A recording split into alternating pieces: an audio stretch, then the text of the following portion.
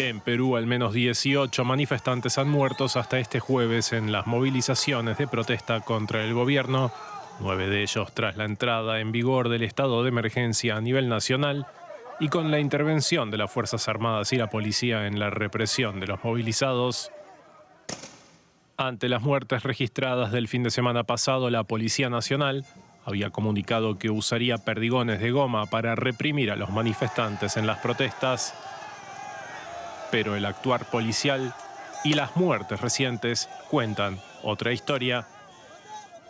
Los policías nos han encerrado y nos han llenado de gas pimienta. Hasta transeúntes, mamás con niños, vendedoras ambulantes, llenos de gas. Me he salvado de un pelito.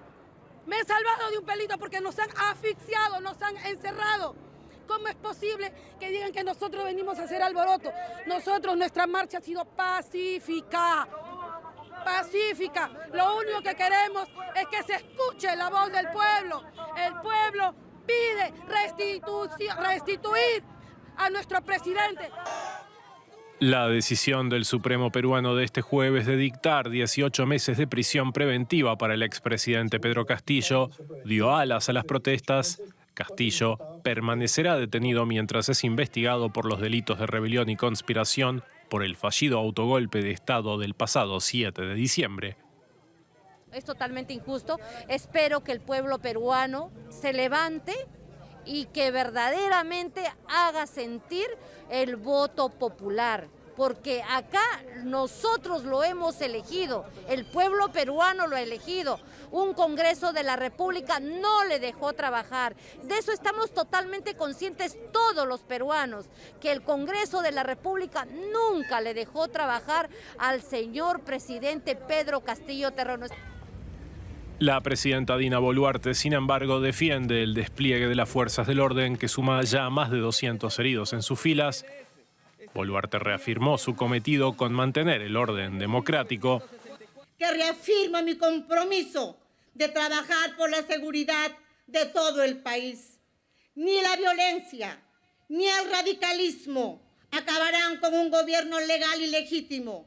No hay espacio para el miedo, sino para la valentía, para la unidad y la esperanza de un país que merece más de sus políticos. El toque de queda nocturno ordenado por el gobierno peruano para 15 provincias entra en vigor este viernes, mientras crecen las voces contra la presidenta Dina Boluarte por la muerte de los manifestantes y por la dura represión de las protestas. Compleja situación la que vive Perú. Vamos a Lima de inmediato. Rosemary Cueva con más información para nosotros. Rosemary, ¿cuál es la situación a esta hora y por qué, a pesar del estado de emergencia, siguen los enfrentamientos en distintas ciudades del país? Silvia, la crisis en el Perú ha llegado a su punto más alto.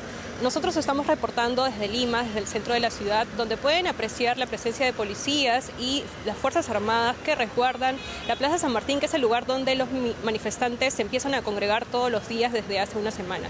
Si bien el escenario es de cierta calma a estas horas en Lima, es completamente distinto en las regiones sur del país. Ayer en la ciudad andina de Ayacucho, en el primer día del estado de emergencia, se reportaron la muerte de 8 ciudadanos en enfrentamientos por las Fuerzas Armadas después de que intentaran tomar el aeropuerto de la ciudad. Con estas muertes, en total ya se registran más de 21 fallecidos, más de 15 de ellos por enfrentamientos contra la policía y las Fuerzas Armadas, y las otras muertes debido a los bloqueos que aún se mantienen en la carretera. Ayer, después de estas lamentables noticias, el gobierno regional de Ayacucho lanzó un comunicado bastante fuerte en el que responsabiliza a Dina Boluarte por los asesinatos, a los ministros del Interior y de Defensa. También exigió la renuncia de ella y pidió que por favor sacaran a las Fuerzas Armadas y a la policía de la ciudad, porque no están ayudando a calmar la situación en esta parte del país. Claro, Rosemary, mientras miles de personas están en las calles, el Congreso continúa debatiendo hoy sobre el adelanto de las elecciones. ¿Qué podemos esperar? ¿Por qué han tardado tanto en decidir?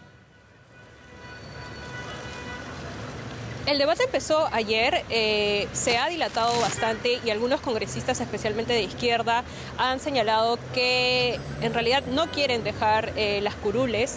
Se suspendió ayer en la noche cuando se supo de estas muertes en Ayacucho y hoy se ha vuelto a reanudar este debate y veremos qué decide finalmente, si es que las elecciones se adelantan para el abril del 2004 o para 2023.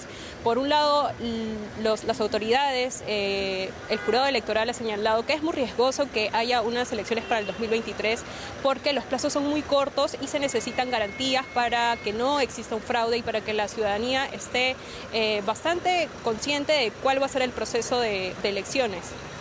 Rosemary, la presidenta Dina Boluarte reclama legitimidad de su gobierno. ¿Podría ceder la gente de Castillo? ¿Hay algún diálogo previsto? No hay ningún diálogo previsto en realidad. Lo único que ella ha comentado es que para el día de mañana ha convocado a los gobiernos regionales para que puedan dialogar con ella.